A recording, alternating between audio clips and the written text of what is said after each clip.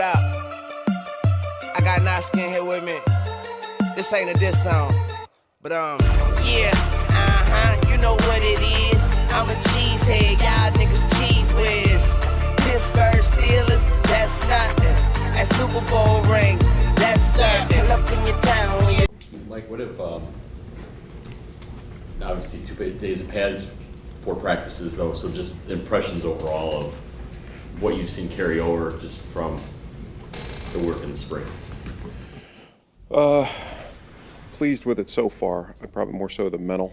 I think the guys did a good job in the spring, and then over the summer, keeping up with it was pretty obvious when they came back that they had stayed on top of it and had retained a good amount, and that's where probably the biggest difference to last year is we're just in year 2, the guys that were here just so much further ahead from a mental standpoint. Just I hear them communicate, and whether it's in the walkthrough, whether it's at practice, and it's just you always like noisy defenses because that means guys are afraid to yell out stuff and make the checks and all that when they're not sure of it. So if they're quiet, it's a problem. So we've been much more vocal this year, which is good to see. The physical stuff has to come, and it just goes from, we were in shorts all spring, shorts for 2 days, and now we're all of a sudden in pads. So that's more the focus now, is making sure that we get the technique stuff down, with pads on. So that's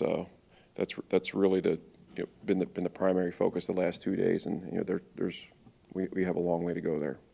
I know it's obviously really, really early, but with the reinforcements you brought in this offseason, do you feel like you have a better idea, even this early in camp, on who your top 11 are going to be than you would in most years? Yeah, the way the league's going now, it's really not your top 11 anymore. But I think we have a pretty good sense. You feel very comfortable with the depth, and just the additions we brought in, whether it was free agency or draft picks. That's anytime you can add either experienced players or young explosive athletes that have been able to do it in college. So cautiously optimistic, but I have a feeling everybody around the league is right now. Mike, I know you guys have high hopes for Savage, but in the meantime, with Raven Green and the reps that he's getting, what do you see there and what do you like from him? Yeah, Raven was a guy last year who really started to come on. He showed some flashes in training camp a year ago, and then had a not very good first preseason game. You watch it; he'll be the first one to tell you he wish he could have that one back. But by the end of the preseason, really got it back together, made the team, and was doing some real good things on special teams, and was a guy that we felt we had trained and could take some quality reps and made some plays for us. Unfortunately, got hurt.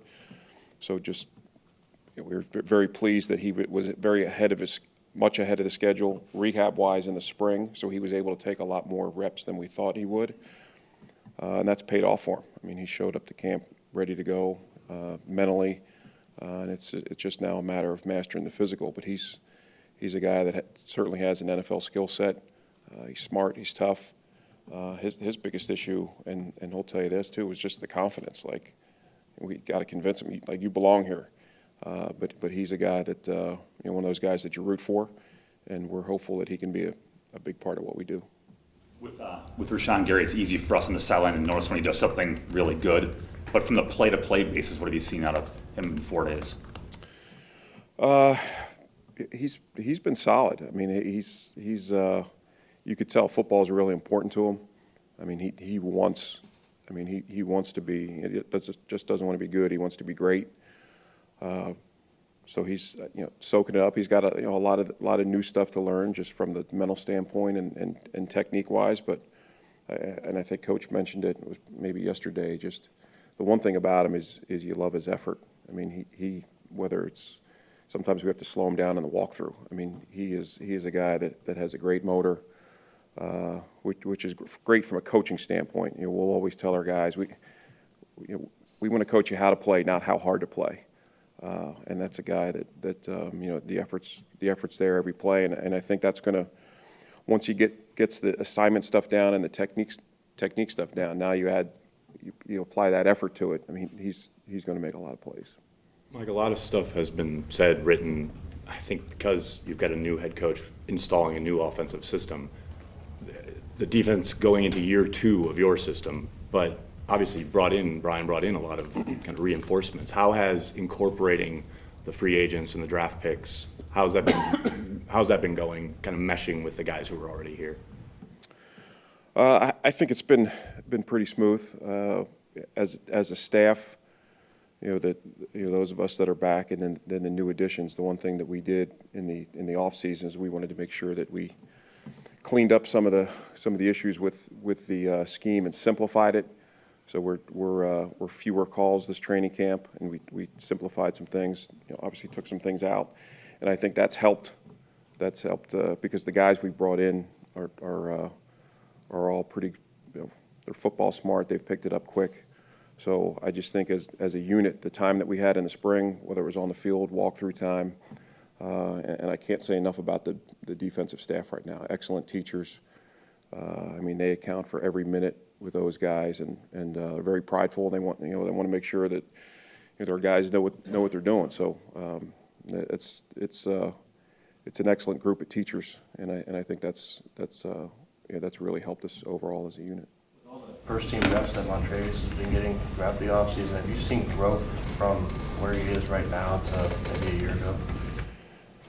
Yeah, I mean, that's a pretty. I mean, if I had to vote somebody or say who's most improved from a year ago, it would be Montravius. I mean, there'd be a couple other guys in the discussion, but I mean, it's been pretty obvious with him. When I first got here and met him in the spring, my opinion wasn't real high. And he knows that, and it was one where we challenged him, and I think Jerry Montgomery has done an outstanding job with Mon. I mean, and Mon's taken the challenge. I mean, he came back from the off season. He'd lost a bunch of weight, but going back to the season, by the end of the year, I mean, he was playing some quality minutes for us and made some plays. Something I would not have predicted that just coming out of training camp.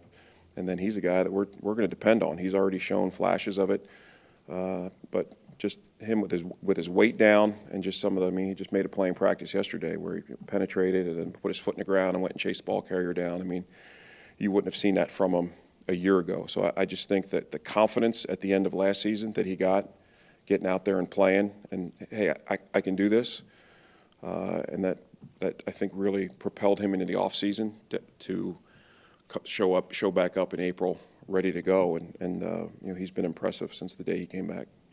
Physical, getting his body in better shape thing, is it a technique thing with him? What's the Yes, it's all of it. He's much more comfortable in the system. He knows it now. The technique part, which I think Jerry's one of the best teachers of technique in the league, certainly that I've been around. And then just the tribute to him, what he's done, when he hasn't been here in the off season, and sometimes you worry about that, especially with the big guys, that they come back and they figure, I'm going to use this to get in shape. He came back in shape, so it's a tribute to him, how he's changed his body over the last year. How valuable do you think it'll be to have so many different body types that can get into the slot or get into the box from the back end? Yeah, as you know, as I've talked about here before, just the versatility is a big part of what we do. Whether you have 20, 21, 22, however many guys you have up on defense, you have to have some guys that can play multiple positions and do different things for you. And I think the back end, the safety room, and the corner room. I mean, we do have that, just kind of that variance of skill set where we have guys that. Smaller guys that can cover slots, bigger guys that can cover tight ends. We have guys that can blitz, and it's just nice to have that flexibility. And they're all picking up the system, and that's the key thing. We want them to master their original position first. We don't want them to just kind of end up being the jack of all trades, master of none. But we want them to master that position first, and then the guys that can handle it, let them start to give them some other jobs and let them cross train. So that way, during the season, we can be in the position to always have our best 11 out there, and I think that's important in today's NFL. You're just looking how many how many defensive backs we ended up playing last year. I mean, I know it was, I think, probably in the mid-teens, maybe even the high teens. So we have to go with the assumption of, all the guys that are here in the secondary, there's a chance they're going to end up playing for us at some point. Like looking specifically at Tremont a little bit in that role, how do you view his role this year, and in what ways do you think that position kind of suits him at this point in his career? It just the elite nickels slot corners in the league are guys that are the ones that have a high football intellect. Have some savvy there. It's there's a lot more thinking involved at nickel than there is playing outside. And this is a guy who's seen it all. So he understands how to play with leverage. He understands how to disguise. I mean, he just has that wealth of experience. So and he's even though you don't see him as the most physically imposing guy. I mean, he's tough. He'll get you on the ground. You're obviously closer to the core when you're playing in the slot. He can blitz. So that's the great thing about Tremont is that's a position that he's played before, but we also know we don't. Going back to the cross training part, we hope he doesn't have to go outside and play corner, but he can. We hope he doesn't have to maybe play at safety, but we know that he can. So just having those guys that have those that have that versatility to me is always key to your depth. You have more two more, please. With them. How excited are you for what the Smiths can bring to you on that outside linebacker position? Yeah, I mean, it's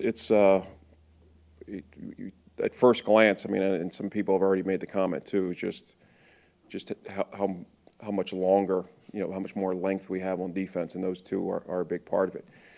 In the NFL, you have to be able to set edges. Your defense, if you can funnel the ball back inside. You see most explosive runs result from the ball getting outside. And then these are guys they've both proven that they can rush the passer. Zadarius has done it both inside and outside.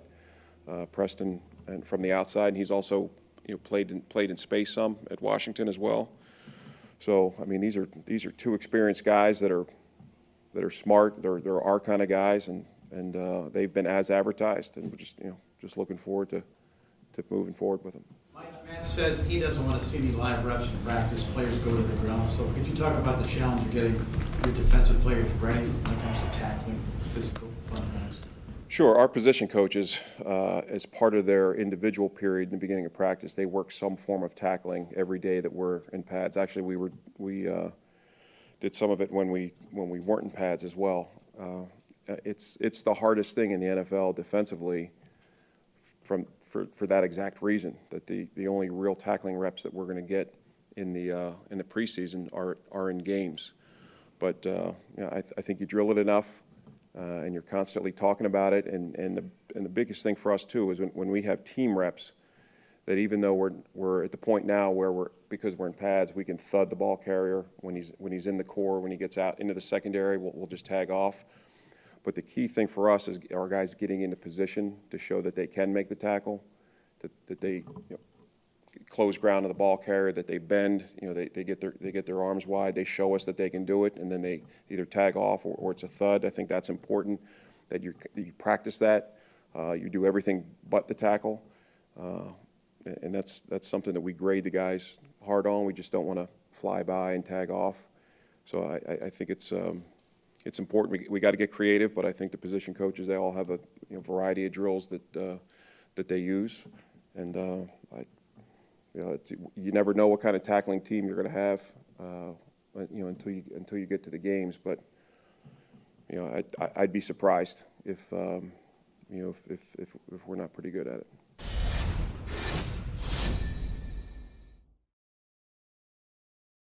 So I just love my team. Yeah, that's the team with them big G's on the helmet.